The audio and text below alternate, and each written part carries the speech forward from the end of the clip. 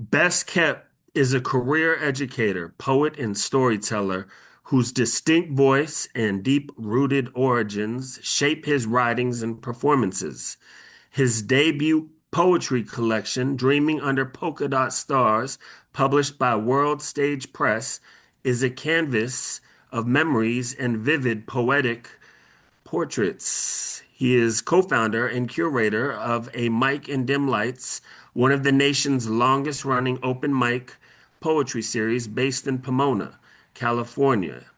An HBO deaf poet, his one-man show, Homeless Beatboxer, was featured at Disney's Red Cat Theater. Welcome, Best Kept, our feature for Poetry Performance Workshop today. Take it away, Best Kept. Hey, thank you. Thank you both for having me and and being here, everybody. Um, Let me go ahead and get into my poems, and what I'll probably do is I'll just kind of uh talk about them, and maybe we can have a discussion about them and whatnot as we go, or about certain things that come up or I bring up, because I kind of want to learn from y'all as well. Um, there's a hilltop in a tiny Texas town where blue jays blend with the sky and daisies pirouette next to yellowish green grass, or green grass turned yellow, or where yellow and green grass handhold, near an off-white trailer with brown bruises and shedding skin, and nearby locusts shed skin before becoming migratory. And we migrate to the hilltop where the jukebox is playing black noise. And noisy black boys with energy play games where we run and we tussle and we think, I think. My uncle drank enough to tell a story on how he knocked somebody out with brass knuckles. My other uncle knocked out shots of whiskey and that clear stuff he say grow hair on your chest. Ice chest, full of pop and beer from the wet town where the liquor sign has a flickering R. The flickering strobe of the jukebox as it eats one quarter at a time. It play music my aunties snap their fingers to. They talk about how their nephews look just like their daddy. And they whisper how their nephews don't look nothing like their daddy. There's nothing like daddies and mamas and aunties and uncles and cousins, and daddies and mamas and aunties and uncles and cousins, and there's nothing like daddies and mamas and aunties and uncles and cousins gathering on top of a hilltop on a Friday night in a bruised up trailer. I watched them play spades and dominoes at a folding table, small enough to see Auntie's big five. She slap them down and yell fit in like my uncles do. At my age, she kept score. And at my age, I dream. And I eat orange chips. And I watch Uncle Butch flip meat on the grill with his fingers under a basketball move and polka dot stars. And thank you. That poem is called "My Uncle Butch Flipped Meat on the Grills with His Fingers," and the inspiration to that poem was a writing prompt that I did. And the writing prompt was write about your first memory. So if you can go as far as you can remember, write about that. And I thought that was a cool prompt because most people, you remember event. It could be a traumatizing event, or but most people, most kids, or when you think back that far, you don't really remember like things in successive order. It's more like just just things that kind of pop out in your head. And I just know that um, for that particular writing prompt, what popped out in my head was just family gatherings, and I wanted to write about that. And so uh, even though it doesn't have like a beginning, middle, and end to it, it does still tell a story of some of the things that I went through and some of the things that or experienced, I should say, or some of the things that I remember, and just putting all that together into one poem is pretty much what I did. And yeah, and I've gotten some good, I've heard some good poems written from that prompt. I like to use that prompt a lot as well when I'm teaching a workshop. And I mean, I've had people write about like, uh, like their mom walking them across the street to school when they were in kindergarten, or riding down the street on the way to the thrift store. And they talk about what they see. Usually when I do that prompt, what I want them to do first, and what is an exercise that most of us do, a lot of us do, is just get everything down on paper. Like, don't worry about writing a poem. Just more worry about just writing things that you remember.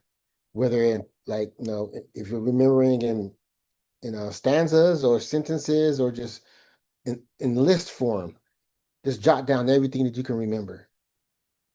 And once you have all that information to work with, now you can start constructing it into a poem. Start adding words, taking out words, forming stanzas, maybe adding rhymes, throwing figurative language in there, um, reducing poems, reducing the words of the poems. And I've always told people like, the best poem is when you can get your point across using the least words as possible.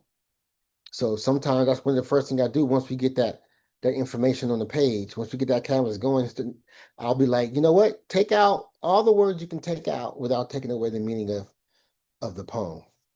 That's the first thing we do. So we start taking away words, and then we start adding, words. Or how can you say this in less words?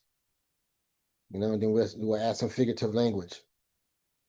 Like one of the last things I added to this poem was, no, the first time I wrote it, I was like, there's a hilltop on a tiny Texas town, blue jays blend with the sky, and daisies pirouette next to yellowish green grass. And that was it. Yes, the yellowish green grass. But the grass wasn't always yellowish green. Sometimes it was green grass turned yellow, or sometimes it was yellow and green grass hand holding. So I wanted to describe that grass in that moment. Near a nearby trailer. That's all I wrote at first. But when I went back to it to add some figurative language to it, it went from to a nearby trailer to a nearby trailer with brown bruises and shedding skin. And so I used personification to give that trailer human qualities. But yeah, that was the whole thing about that poem. And that's like a lot of those elements I use in that poem is things that I use throughout my writing, as you'll see as I continue to go and share. Has any of you ever written a poem like that or had to write about your first experience? And if not, I do, because I would recommend doing that. Um, I would yeah, do you want to is answer that question in real time right yeah, now? yeah, yeah, yeah. We can have dialogue. Yes, Gotta exactly. say, yeah, first of all, I just want to commend the musicality of your cadence. Mhm. It's just beautiful to listen to. There's phrases never heard before, as you mentioned, the yellow grass and green grass holding hands after you're like, the green grass, the yellow grass, the green yellow grass, the green yellow grass holding hands. You know what I Yeah, mean? Like I love your cadence and the musicality of your flow. When you said orange chips, I'm like, I just I just love it's just the sound, the simplicity of it. You know what I mean? And I yeah, just like I really enjoyed that as well.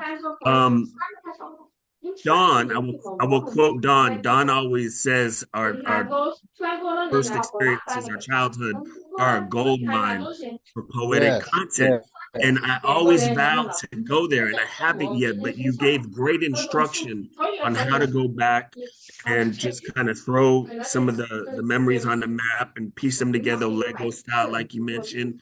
And yes, and also then to take away some of the verbosity of the storytelling so it's as efficient and poetic as possible. So that's actually a project I'm gonna work on, and will definitely, as we stay in touch, provide yes, feedback yes. because I would love to hear it's a that. great Yes. exercise. Yeah, for sure. Thank you. And I like that. I'm glad you pointed out the orange chips because That's one of the things I do, like because I do have poetry club at my school, like, or when I'm teaching a workshop, I'll ask the audience, like, what do you when I say orange chips, what do you think I'm saying? What chips are you think I'm talking about?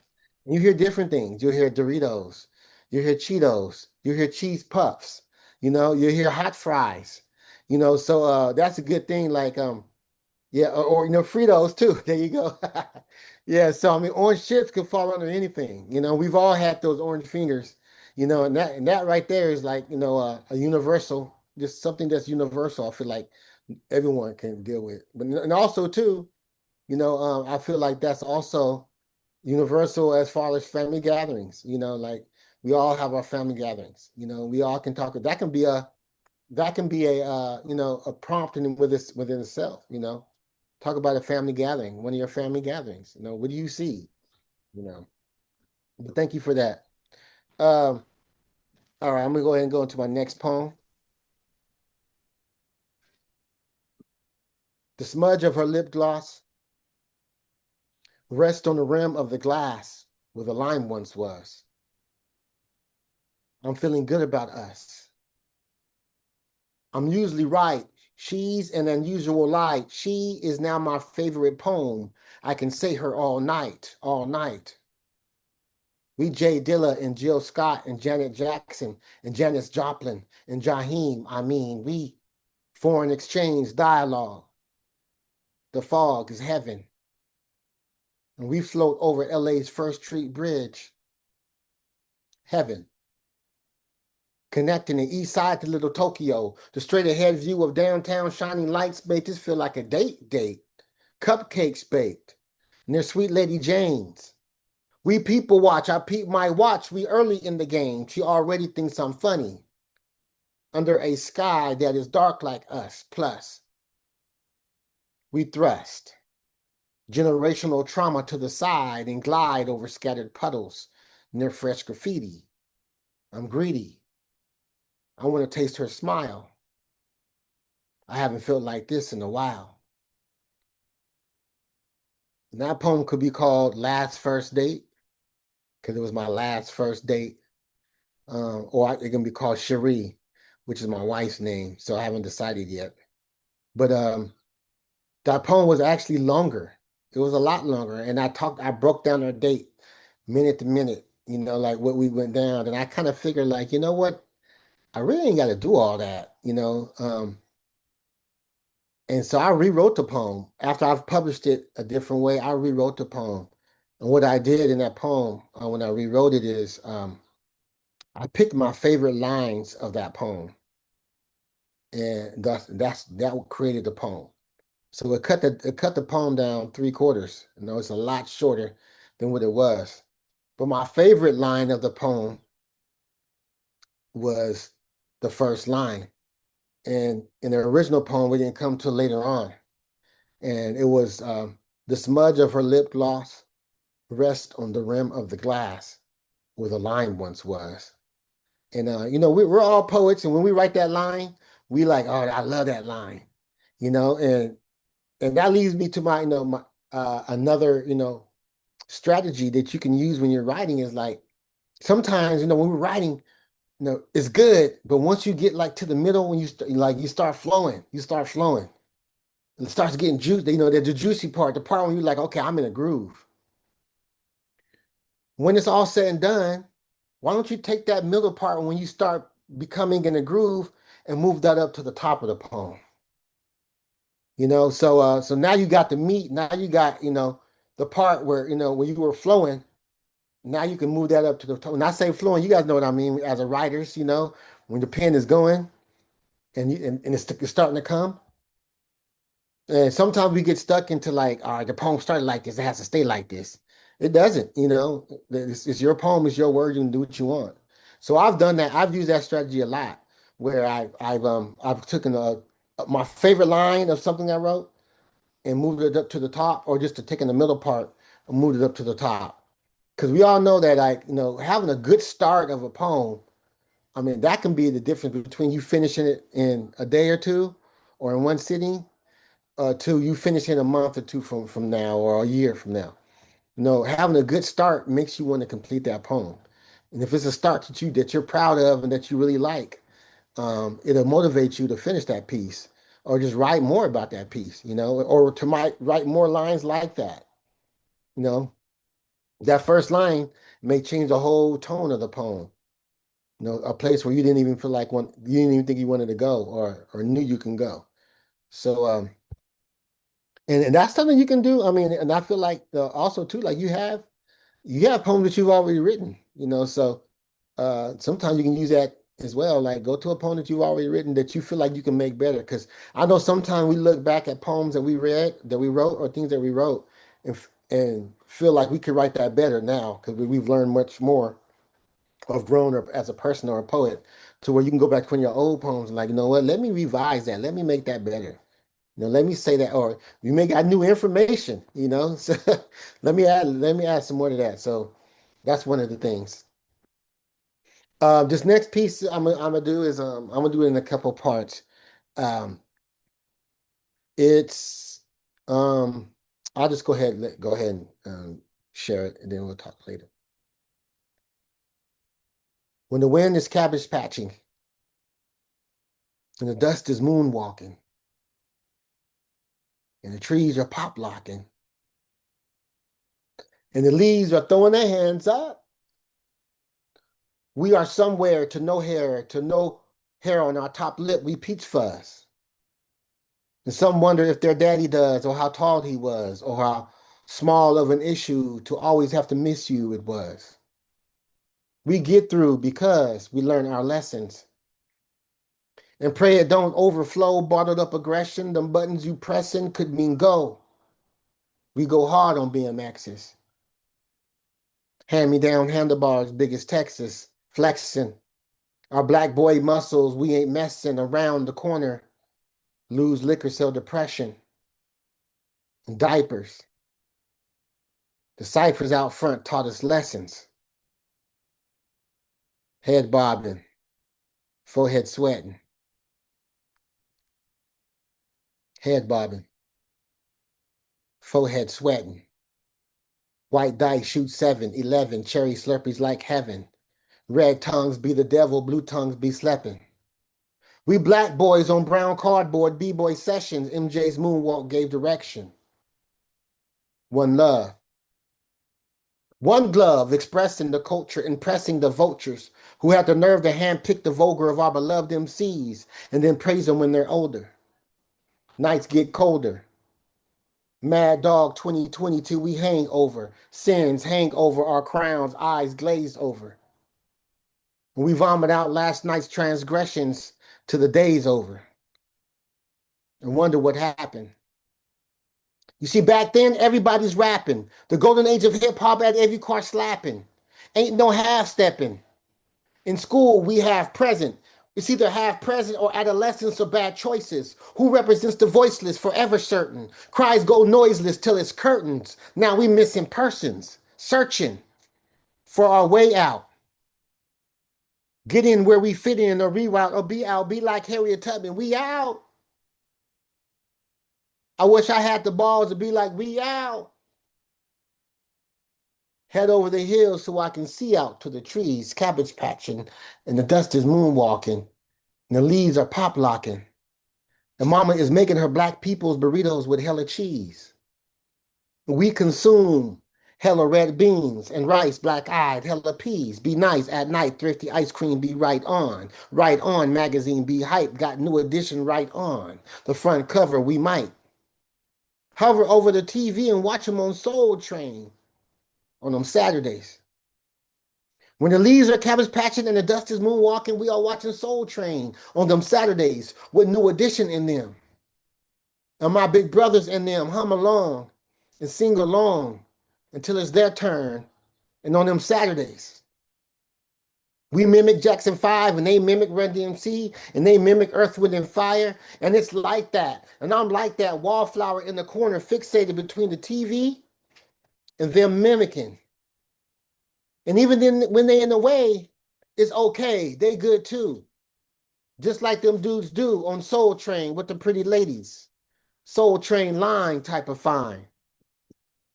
And our little old TV reverberates out of our little corridor where apartments 199 and 100 and 102 rest four squared apart. And in our hearts, Soul Train reminds us of who we are. We are Black music super hyped on generic Frosted Flakes and Fruit Loops, and we are Black styles, Black vernacular and rap groups, and we are Don Cornelius with his perfect Afro ass. And he is loving us, and he is piecing us, and he is souling us to next Saturday. Thank you.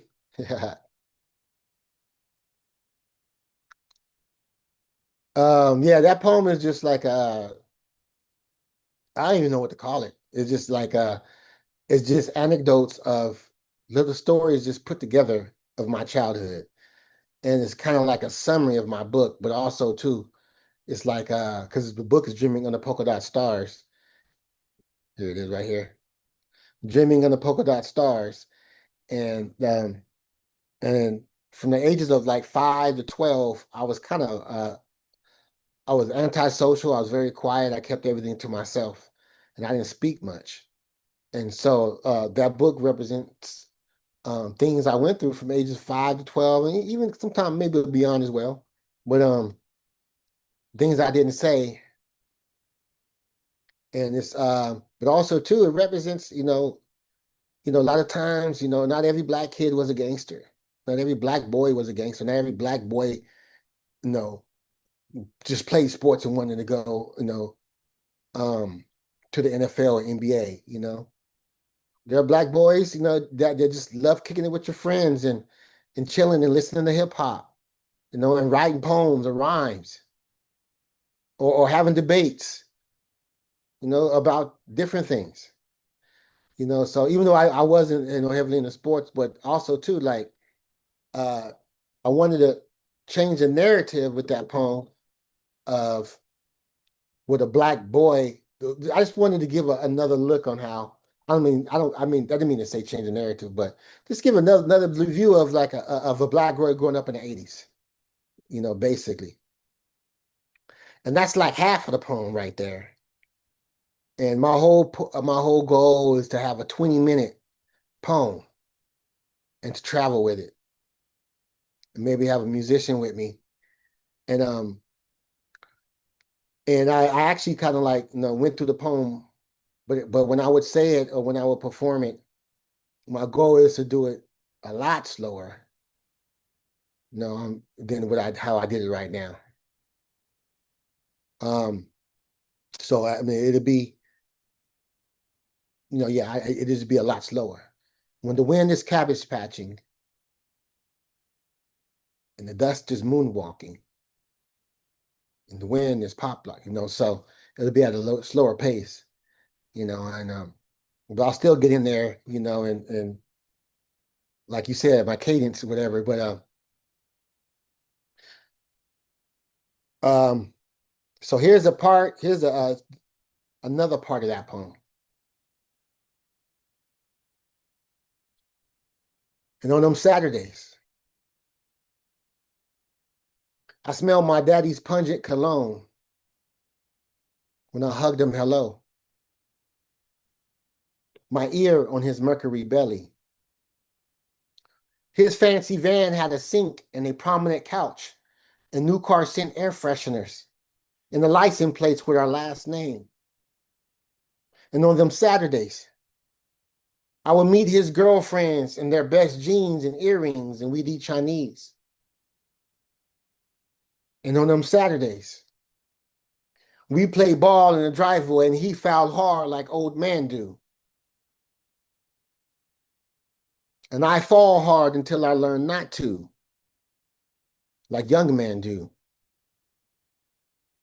It's either MLK or Martin Luther King or Malcolm X for us. We debate and fuss and play too much. Curse when mama ain't around till we slip up. Not a switch up. In the tree. Got my name on it, thought about it. Me and the homeboys argue the dopest MCs until we fought about it. We all about it. Chuck D and KRS Black History, they taught about it. Classic raps slap at our brain cells, and we tap into two short creaky tales and marvel how he story tells. Aunties tell us we manage, call the girls hot tail, or fast or grown. We act on our own, asking for phone numbers, acting like front runners still behind. Learning never exhausts the mind, even when we lost our minds. We still had time, and we still wrote lines. Capturing moments on the shoulders of my uncles feels like I'm flying. Their stories had wings, and I'm the albatross flying across your favorite ocean again. When beyond my wingspan, we stand here hoping again. Childhood trauma things, man, we stand here hoping again. Mama tell us to come in, the block be smoking again. I'm hoping it ends. I hope for my friends. I'm hopeful for the hopeless with hopelessly thin. Pockets full of lint, now we breathing again. Rainbows at the end, finally feeling the wind, cabbage patching. And the dust is moonwalking. And the wind is pop locking. And the leaves are throwing their hands up.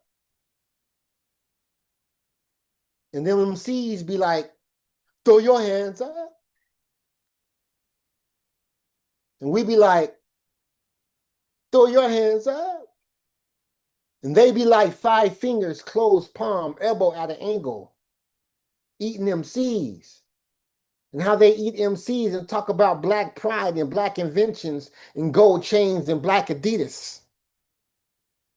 And how they tell stories about 6 in the morning on a Saturday. Simile saying, perfect personification, metaphor manipulating, freestyle fanatic MC. And how they write lines on 95 lunch breaks, 95 lines, rhyme since 95 about Glock 9s and how someone died from a Glock 9.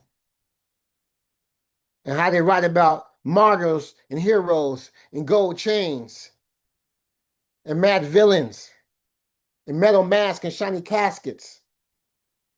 And where they influence young black and brown boys to pick up pens and write life. Our night life ends when the street light illuminates.